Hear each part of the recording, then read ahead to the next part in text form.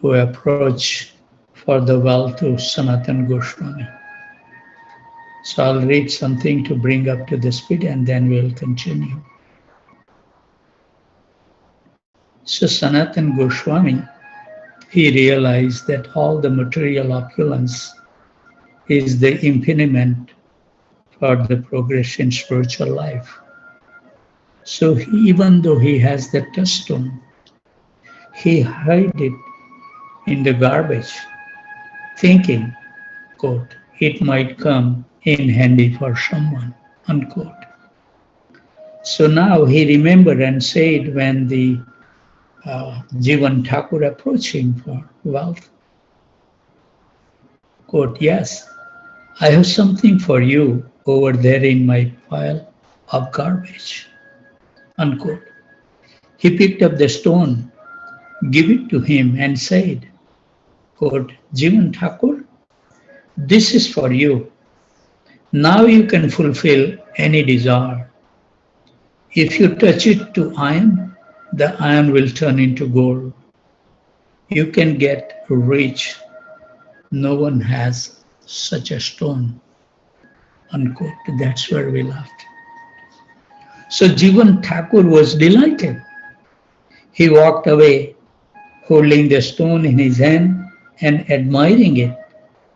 He was thinking about what desire it would fulfill and how even kings would envy him. But then suddenly he began thinking about why Sanatan Goswami readily gave him this stone without any regret. So he thought, quote, he must possess something more valuable. Otherwise, why would he give it to me so easily?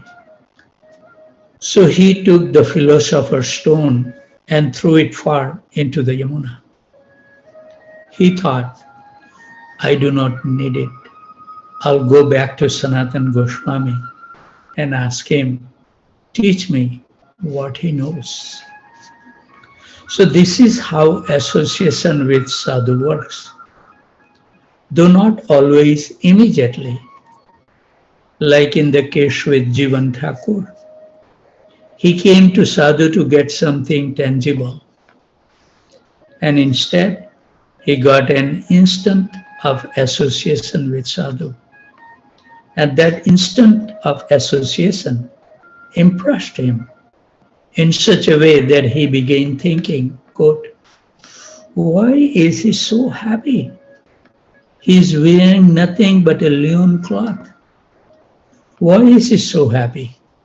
He does not need that philosopher's stone, the greatest jewel of all. Why had he thrown into the garbage pile? So at some point he felt relieved because calm had gone from his heart. Greed has gone. Lust has gone. Everything else had gone from his heart.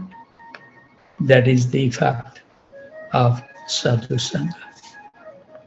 When Rupa Goswami explained the mechanism of this influence of the devotee, he quoted Hiranyakashipu, who says that our mind is like a crystal, and when something comes close to that mind, it gets reflected there.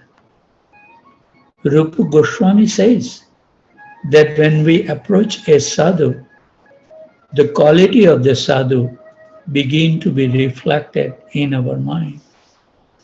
We begin to feel a pale shadow or shade of what the sadhu feels. So here Raghunath Das Goswami says that if lust is strangling you, call the Vaishnava, call the sadhus, and you will immediately feel relief. Lust will go away, and all these things, all these thoughts will flee in different directions as soon as they see that the sadhu is coming. They begin to disperse. They run away in fear because Vaishnava Raghunath Das Goswami calls them here are the police who guard the spiritual path. So we may ask why Raghunath Das Goswami does not say, quote, call Krishna or cry out the holy name. Instead, he says, call the Vaishnavas. So Vishwanath Chakravarti Thakur explains the principle in his commentary on verse 1 to 228 of Bhakti Rasamrita Sindhu. There he said that in one sense, the Vaishnava are stronger than Krishna. He gives a very powerful explanation, quoting a verse from the third canto of Srimad Bhagavatam, where Kapil Dev says that there are two forms of unwanted association, association with woman and association with a man who is attached to a woman. The second type of unwanted association is the most dangerous. When we associate with a woman, we might or might not get attached, depending on whether she is beautiful or not. But when we associate with a man who is attached to a woman, we begin to feel his taste. This taste so strong that we will inevitably get attached. When we associate with those who are attached to sex, to base things, it is very difficult to stand firm because we think, why I'm wasting my time? Others are enjoying. Similarly, Vishwanath Chakravarti Thakur says, therefore, association with Krishna is not so important. For association with Krishna may not give you a taste. Association who have a taste for that taste to us, because we will feel the taste reflecting our consciousness. The taste they have will make us contemptuously regard all the temptation of the material world. Those who associate with Srila Prabhupada felt that liberating or cleansing association, they felt how, being near him, they were getting free from the passions that used to torment them before. So we should stop here and also would be reading. Let me finish a couple of paragraphs more. Okay. Therefore, the only way to protect ourselves from degradation is to call out to the Vaishnavas. And if there are no great Vaishnavas, we must call the ordinary Vaishnava. If there are no ordinary Vaishnava, we must call the lowest Vaishnavas. And even they can teach us their taste. Therefore, when we associate with the devotees, we must not in any case take them for granted. This is a Sangha that will help free us of all the vices and purify our hearts. Never, under any circumstances, should we offer the Vaishnavas. The Vaishnavas are our saviors. The Vaishnavas are those who give us freedom from lust, envy, anger, greed, illusion, and pride. They can save us and can free us. Therefore, we must, at every moment of our life, thank Srila Prabhupada for giving us the opportunity to associate with the Vaishnavas, to come to festivals together and engage in sadhana, being able to chant Hare Krishna, Krishna Krishna, Hare Hare, Hare Ram, Ram Ram, Hare Hare. The main lesson of this verse is that Vaishnava can give us a taste, and there is no other source for that taste. The only source of spiritual taste is the heart of a Vaishnava who has a bhakti in their heart. So we will stop here. and then we will read from Srila Prabhupada Lilamrita. We are currently reading the volume number 3 and chapter title as New Jagannath Puri.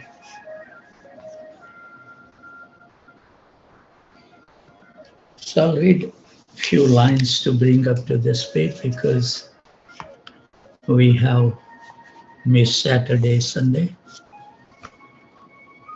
But Srila Prabhupada kept chanting japa, and the devotees also tried to continue chanting undaunted, while at the same time keeping an eye on the madman and wondering where it would be all end. Then, with a final violent ejaculations, the boy shrieked, quote, "I'm God," unquote, and in anger and disgust strode out of the room, slamming the door behind him, yelling as he ran down the street. That's where we left, so we will continue. The proper japa peacefully engulfed the storefront, and Srila Prabhupada's voice assumed its place more clearly above the voices of all the chanting devotees. After about 10 minutes of chanting, Prabhupada recited Sarvatma Shwapanam Param Vijayate Sri Krishna Sankirtanam. Let there be glory to the congregation of Hare Krishna, which cleanses the dirt from the mirror of the mind and gives a taste of the nectar for which we are always hankering. Excuse me. As Prabhupada put on his spectacles and opened the Bhagavad Gita, in parentheses, he had been speaking each morning on the 6th chapter. Parentheses over, comma. The room settled and became silent for hearing his lecture. His students, some of whom had been imbibing his instructions for more than 2 months, listened attentively as he spoke the eternal Parampara message. It was Krishna's timeless message, yet Swamiji was presenting it just for them as they sat on the rug early in the morning in a small storefront, 518 Frederick Street in Heights, Ashbury. Prabhupada lectured on the transmigration of the soul. Foolish people, he said, aspire for material acquisitions. They don't know that these things can finish with the death of the body. Spiritual life, however, is of the utmost importance because it is never lost. So even if Krishna consciousness become inconvenient or uncomfortable, one should never give it up. Srila Prabhupada was again stressing that the devotee is never disturbed, a point that seemed especially relevant in the wake of these morning interruptions. A devotee, Prabhupada explained, is always tolerant. Prabhupada told a story about the great devotee Haridas Thakur, a contemporary of Lord Chaitanya's, who endured severe beating at the hands of the Muslim magistrate. As Prabhupada told the story, he improvised dialogue. Oh, the magistrate said to Haridas, quote, "You are born in such a nice family and you are chanting Hare Krishna," unquote. And then Prabhupada spoke for Haridas. Quote, Sir, many Hindus also have become Mohammedan. So if some Mohammedan become Hindu, what is the harm? Prabhupada didn't change the pitch or accent of his voice while taking different part of the dialogue. But with a subtle storyteller's art, each voice became a distinct person. The magistrate spoke threateningly, Oh, you are arguing? Then Prabhupada became the narrator. Quote, So, it was decided that Haridas was to be punished. Give the dog a bad name and hang it, unquote. Then Prabhupada Haridas robbers, who despite repeatedly beating Haridas, were unable to make him cry out in the pain. Finally exhausted, they spoke, quote, Sir, the idea was that you would die, but now we see that you do not die. So now punishment is awaiting us, unquote. Haridas, what do you want? The floggers, we want that you should die.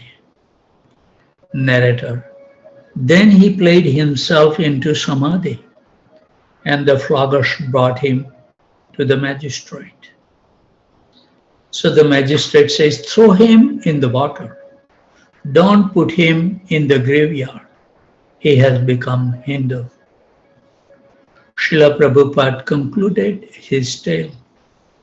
Quote, the others were flogging him and he was chanting, Hare Krishna, Krishna Krishna, Hare Hare, Hare Ram, Ram Ram, Hare Hare. He was undisturbed. He was steady. Therefore, Lord Krishna says that the person who is spiritually advanced, for him there is no miseries, even in this world, and what to speak of the other world, unquote. A devotee suffers no loss, Prabhupada explained, even if he doesn't become perfectly Krishna conscious, or even if he falls away, his next birth also will be human.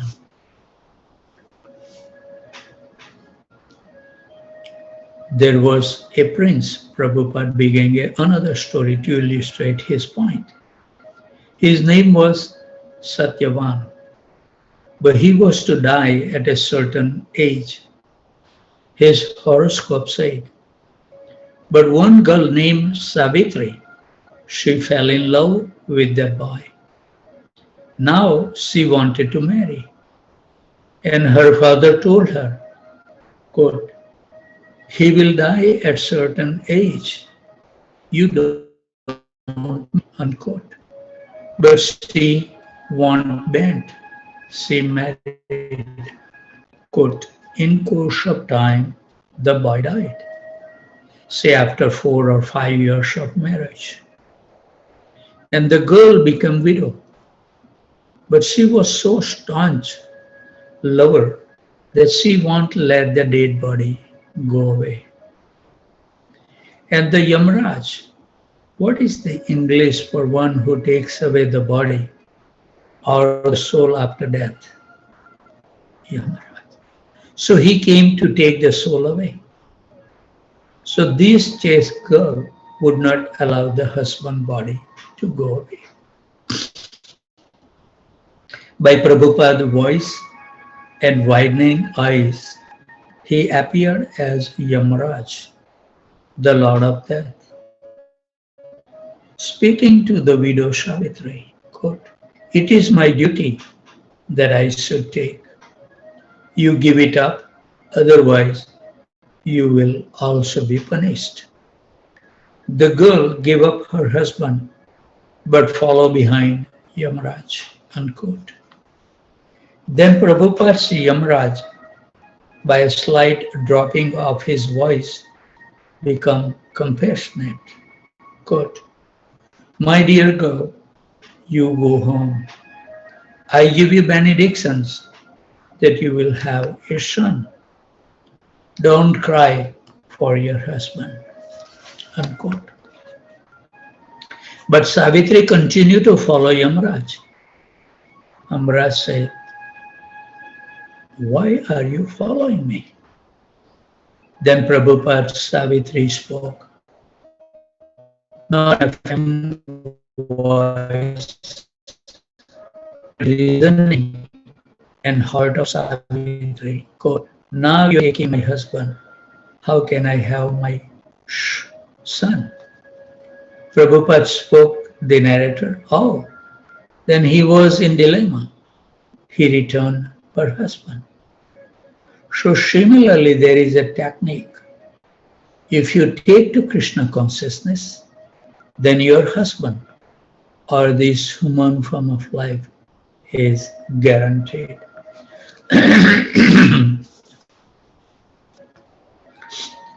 The devotees understood the gist of the story, but they weren't perfectly clear what their lives had to do with the woman in the story.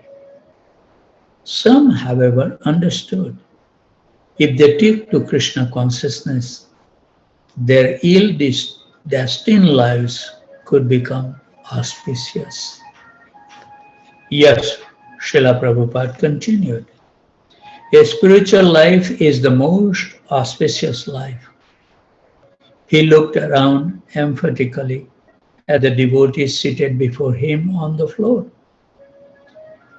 Quote, anyone who has done something nice, auspicious thing, oh, it will never be vanquished. He will never be put into difficulty. It's such a nice thing, unquote. So he ended his lecture and asked for questions. A young woman raised her hand. Quote, you say that people foolishly worship the photograph of someone who had already gone. You gave the example of George Washington or Gandhi. But can't the photo of a spiritual teacher be very helpful to teach others to love him? Prabhupada, quote, yes, those who are spiritually advanced, they are not different from their photograph. Just like here is the statue of Krishna. He is not different from Krishna. The original person Krishna and the statue of Krishna are the same. Just like we are chanting Hare Krishna, and the name of Krishna are non-different. Do you realize it? If you are not getting some spiritual enlightenment by chanting Hare Krishna, then do you think we are simply wasting our time? No, we are not wasting our time. We are actually getting spiritual ecstasy because there is no difference. Similarly, a spiritually perfect person and his photograph is the same because it is in the absolute stage. Is that clear? So Govinda Dasi raised her hand. Quote, you say that after leaving this body, a person in Krishna consciousness goes to a higher planet. Unquote. Prabhupada, quote, no. If you make perfection of Krishna consciousness, then after leaving this body, you go directly to Krishna. But if you are not perfect, and if you have simply executed a certain percentage only, then you will get the chance of another human body. But one who has understood what is Krishna, how Krishna takes his birth, how Krishna acts, he doesn't get any more material birth. Then Where does he go? Tuakta deham punar janma neiti mam aiti. He comes to me. That means in the supreme abode of Krishna. Therefore, we should be very serious. Why should we want for another birth? Either in a very past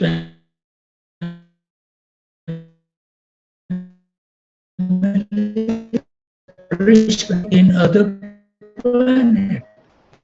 This one will give you the highest perfection.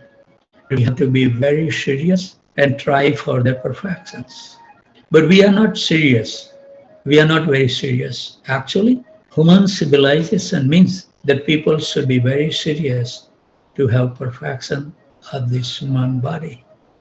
That is perfect human civilization. That is missing at the present moment.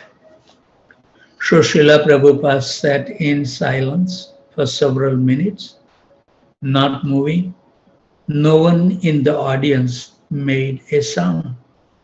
Finally, he reached over for his kartal and began loudly ringing them together and singing Govinda Jaya Jaya, Gopala Jaya Jaya. And the devotee joined him. It was Prabhupada's desire to see his disciples raise their Krishna consciousness to 100% in their present lifetime. They could do it because the chanting was absolutely potent. If there was something they didn't understand, he would explain it. Govinda Dasi hasn't understood. She had thought that the devotee was meant to go up to the higher planet. But now she understood.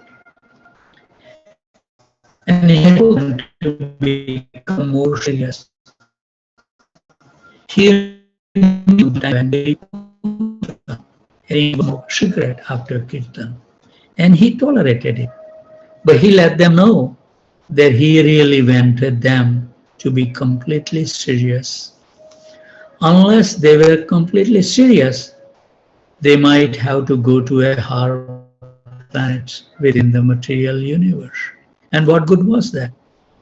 To rise to a human birth took many lifetimes. Human life was meant for perfection, so they should be serious.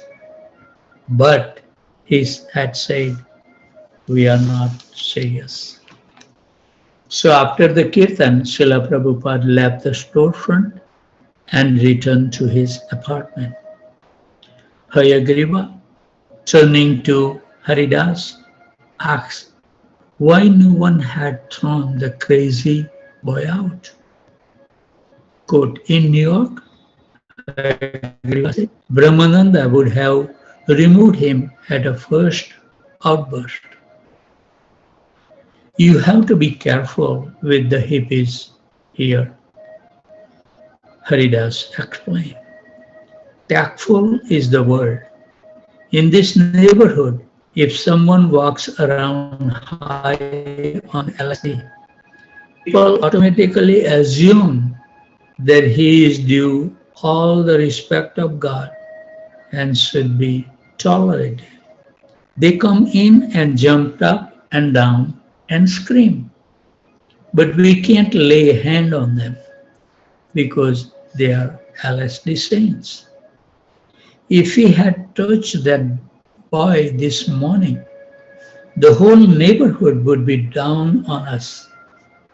The diggers next door are pretty noisy, but they unplug their jukebox during lectures, and they have been very friendly, giving us clothing and helping us decorate the temple.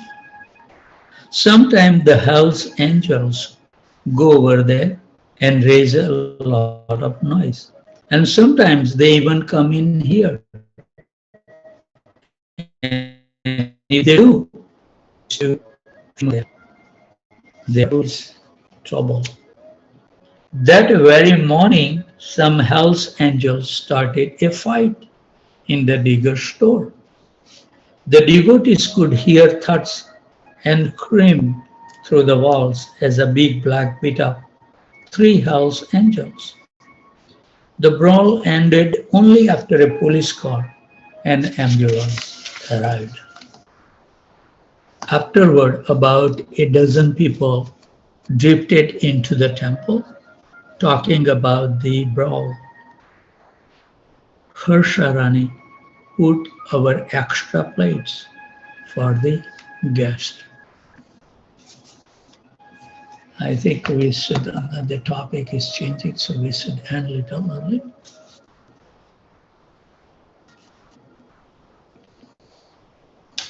So thank you very much. Before the devotees leave, we would like to offer our humble obeisances at the dusk of the lotus feet for joining morning and giving their kind support. So we are eternally grateful. Vanchukalpatarubhasya kipasindubhaivacha patitanam pavanebhyo vaishnavebhyo namo namaha. So if anybody has any question, comment, corrections, chastisement. One devotee wrote me that, Prabhu, you speak while we are chanting, it's disturbing us. And I said, normally I don't do it, but sometime in my heart, those feeling comes. And once in a while, it is nice to hear those harsh instructions from our spiritual master. You know, are we always concentrated when we chant the holy name? And sometimes those hot sauce can improve our devotional life. So I don't do it regularly, but sometimes those emotions come. And when I see the devotees who is following nicely, I can't resist to praise their effort, you know, that Asutosh Prabhu. It's so nice to see the example, and we should dwell that, hey, there are some family that they are serious about the spiritual life. And we should appreciate that. And we should hanker for that association. These are the real gems, even though they may have not yet taken association. But look at their determination to advance in spiritual life. How much sacrifice they are ready to make it. You know, always it says that a lot of the time, hey, who are you to tell me? I'm so senior. I have been a movement for so many years. I'm this, I'm learned person, I'm this, I'm singing nicely, I'm dressing the deity nicely, I cook nicely. So many pride. But look at this nice devotees, even though they have not taken even yet the initiation. But look at the steps they are taking in their life. Commendable. And we should appreciate. We should learn from their life. You know, it's not easy to give up this material but nice to see, like it's on very feels so good to be in association also, and maybe one day I may drive to Corpus Christi to spend the time with them.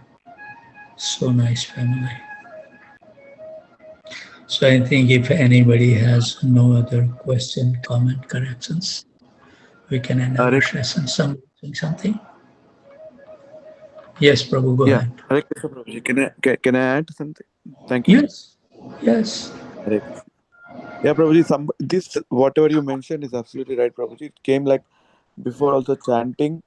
Somebody mentioned, if you're talking about Krishna, that is not a disturbance. So, as you mentioned, while chanting, we get so many thoughts. So, yeah, when it's absolutely not disturbance when you talk about Krishna. Right. Thank you. Yeah. And today's Manak Siksha, I felt very nice, Prabhuji. Thank you for reading Manak Siksha. That was wonderful. Yes. Yeah. All these instructions is so powerful. Like, I don't know, you were there when I was talking about the gopis feeling for Krishna. You were there at that time? No, Prabhuji, I was not there. Yeah. Sorry. Would you like to hear? Would like to hear? Yeah, your voice is breaking. Now it's okay, I think. Oh, my, now it's okay. Would you like to hear? Yeah, sure, Prabhuji. Sure. Absolutely. Okay. So, I was reading the book, and it's so nice. Things come out from the acharyas. Krishna is so kind. He knows each and everyone's feeling in their heart. He is omniscient, he is omnipotent. So Uddhava was one of his best friend in Dwarka. And Uddhava looks exactly like Krishna. Same color, same height, everything, except he don't wear the peacock feather or carry the flute. Otherwise, he's so identical. So it says that he was the disciple of Brushpati, who was the spiritual master of the demigod. And all the students of the Brushpati, they are all learned person, jnanis. They knows all these scriptures. So before Krishna depart, he wants to help Uddhava because he was his great friend. And knowing that he is a jnani, but he has to learn bhakti. Gyan cannot lead us to. So he just used him as a messenger that please deliver because all the gopis is feeling so much separation from me. Ask their solace and deliver this message. So in one sense, Uddhava may have thought that, okay, I'm just a messenger, but internal reason to witness the life of gopis. So Uddhava first went to Nanda Baba and Yashoda, and he knows that how much separation they are feeling from Krishna. But when he met with the gopis, what to speak of Srimati Radharani, that they were totally. So they were asking Uddhava that you are a learned person because you are the disciple of Brushpati. Please answer this question. That from the day one, from our birth, we have given up everything. Only person in our life is Krishna. We have no absolutely desire anything else. We just want to love Krishna. Then why he put us in a separation? And Uddhava cannot answer. Then look at the Gopi. Gopi says that personally we don't mind to suffer. It's not that we are telling you because we feel suffering. We like suffering for Krishna. But Gopi says that if the general mass of people will see, then look at that. From the day one, this Gopi has dedicated their life to Krishna. Look at that, how much they are suffering. And then nobody will take shelter of Krishna because they will lose the faith that, hey, you surrender to Krishna, look at the Gopi's life. But in reality, it says that, I was reading that even the ring that goes in the finger, gopis in the separation lose so much of their bodily wealth that ring will become their bangles. We can just imagine our Acharya is giving examples.